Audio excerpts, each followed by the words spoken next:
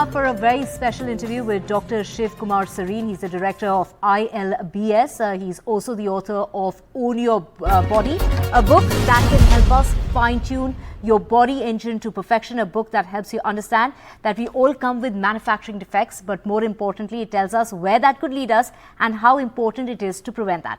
Thank you so much, Dr. Sarin, for joining us on the broadcast. Doctor, just as we inherit our appearance, our skin tone, the color of our eyes, whether it's the color of our hair, the same way we inherit manufacturing defects as well. What role does awareness play in identifying those defects? Thank you, Divya, for having me. First of all, the book you are showing on the blue is the message from Fali Nariman. Just can you hold that blue thing for a while?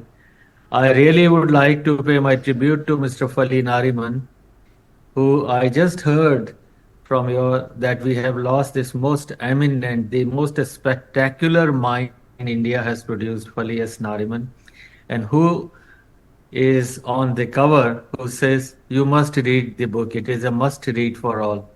So my heartfelt tributes, gratitude to Fali and for his blessing this book. He has seen the book.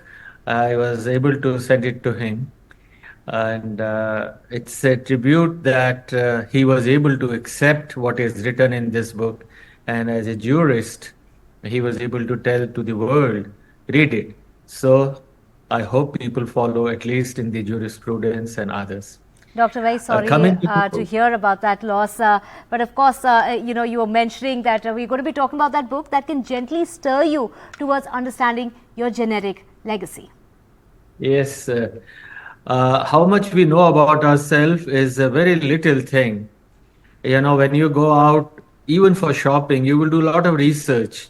What material, where it is, what is the cost, how long, what is its texture. But do we ever ask these questions about our body? How are our organs manufactured? How long will my body last? What will be the mileage that will be given by the body? And when will it exhaust and when does it need a repair or maintenance? None of these questions we ever ask. We just continue every day, go to work and continue this.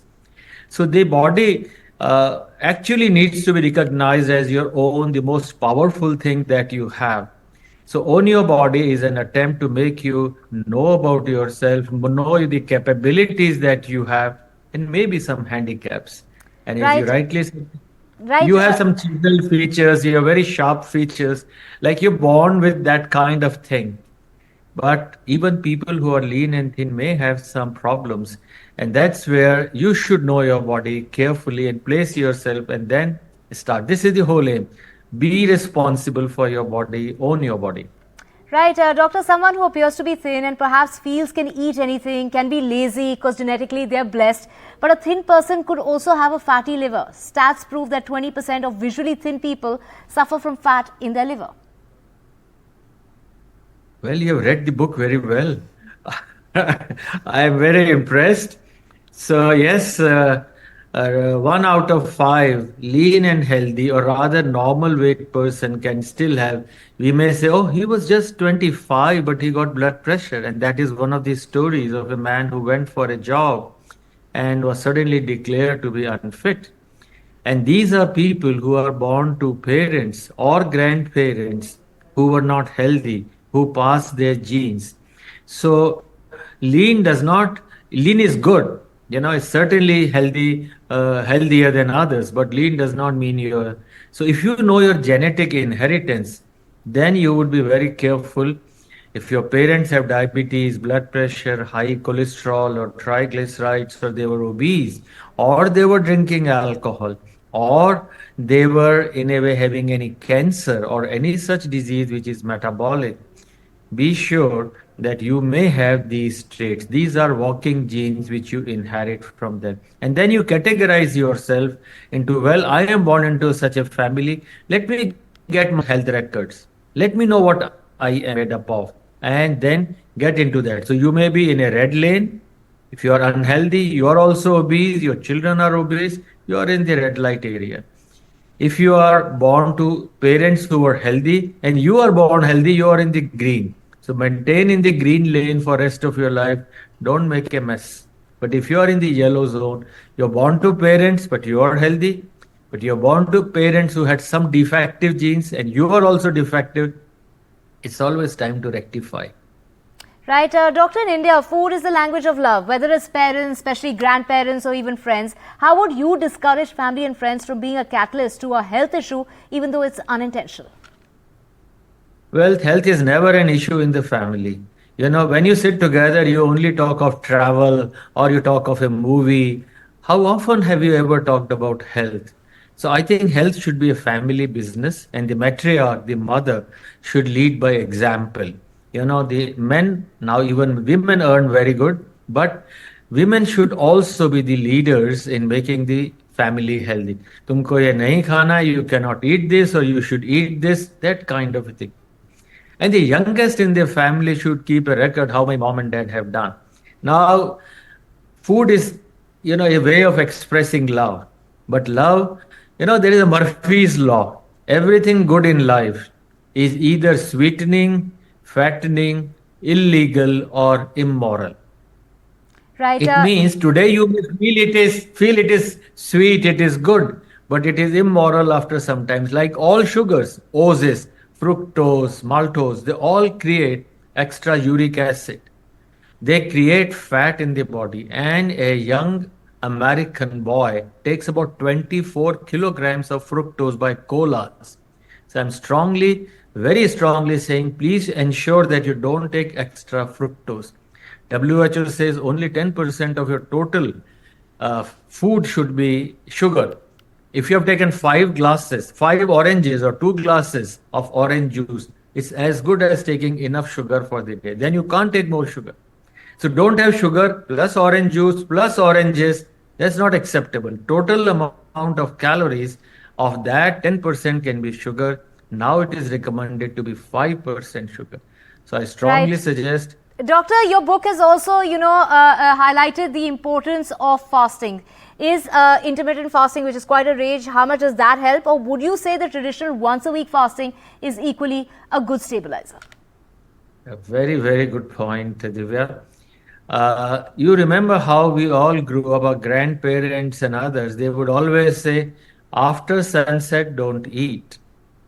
Before sunrise, don't eat. So eat after the sunrise and do not eat after sunset. That is actually called time restricted eating. Time restricted eating is at least for 12 hours you have not eaten anything. The intermittent fasting is a new buzzword from the US or from the West. I think there is nothing wrong, but I would prefer a very mindful, disciplined dinacharya, everyday life, just not a short spell of intermittent fasting for 1 or 2 months. It's a way of life. The word diet means that it is a way of life. It's not just the food. So we should Right, have that Doctor, fasting encourages. how far can good genes take you, and is there a way around bad genes? Yeah, good genes take you very, very long and don't spoil them. People often say, my grandfather is 90, he still doesn't have any problem, except he just now developed diabetes or just now has got blood pressure. But I'm just 65, I have got blood pressure. You spoil those genes. Don't spoil those genes. You have to outlive. Now the average age should be 100. There is a concept of death of aging. So if you want to have death of aging and you're born with good genes, you should survive longer than your grandparents or parents. So good genes are very good.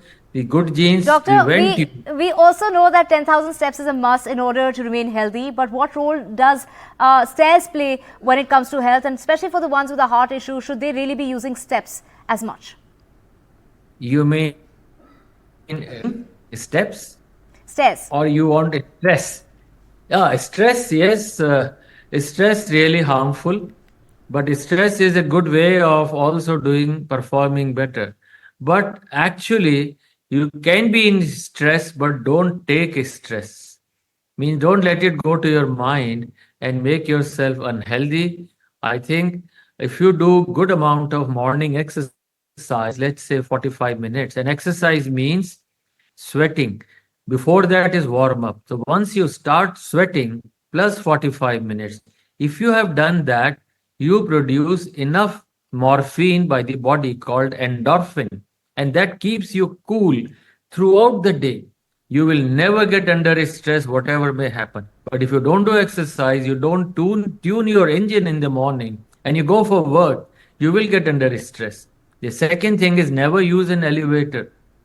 Even if it is 7 floors, climb the stairs. Every time you climb, your muscles send a message. Oh, I'm young. My bones Doc, are young. of course, medicines, have side effects. People think short term, not at the larger picture. They don't look at the larger picture. Medicines impact our hair, our skin, especially our liver. They, want that instant relief instead of, what they would like to rather, perhaps put more stress on, going forward. So, what would you say when to people who keep popping in pills? I'm totally against it. There are four lifelines given in the book. The first is slim and fit. Second is when to eat, what to eat, and how much to eat. And third is, of course, exercise. And fourth lifeline, is the medicine.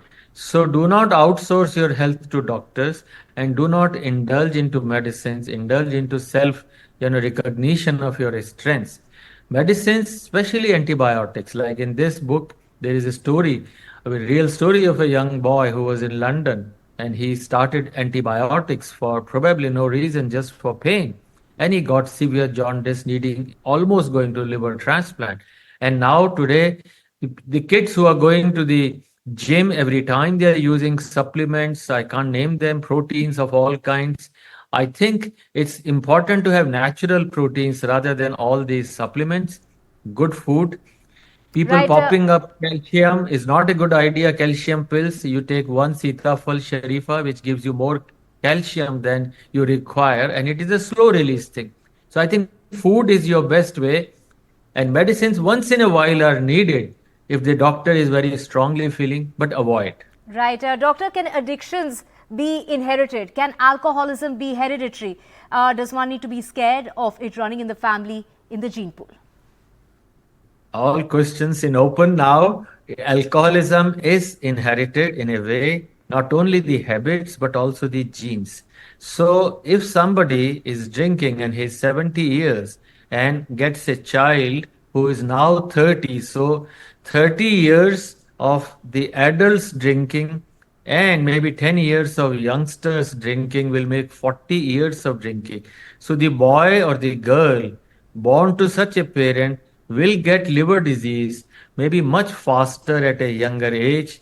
And if the parents have diabetes, then it is gone. So, my clear message is that if somebody is drinking alcohol, please prevent your kids from drinking. They may become worse than what you are, and they may need a liver transplant earlier than otherwise. Right, Doctor, thank you so much for joining us and also highlighting how sleep is very, very important. It's very crucial. So, of course, diet, exercise and sleep and avoiding medicines as much as you can is what is written in this book. Own your body. So, invest in one's body is what is being highlighted in this book. Do grab a copy. Thank you so much, Dr. Sarin, for joining us on the Thank broadcast. you. Thank you for inviting me, and I wish this book can be a change. It is like a campaign. It's not for any personal gain, but for the next generation to be healthier and the country to be healthier. Thank you.